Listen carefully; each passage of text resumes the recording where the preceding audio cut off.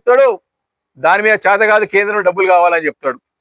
దాని తర్వాత నేను మెట్రో రైలు పెంచుతా అని చెప్తాడు, మెట్రో రైలు కూడా కేంద్ర ప్రభుత్వం సహకారం కావాలంత చేత కాదని చెప్తాడు.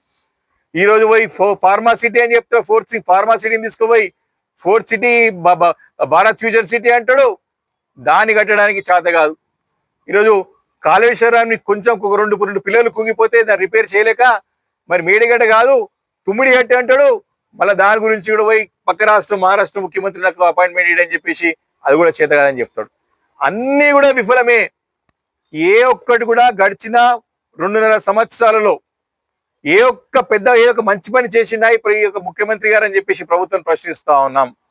కాబట్టి పూర్తిగా విఫలమైనటువంటి ప్రభుత్వం అన్ని విధాల వైఫల్యం చెందింది.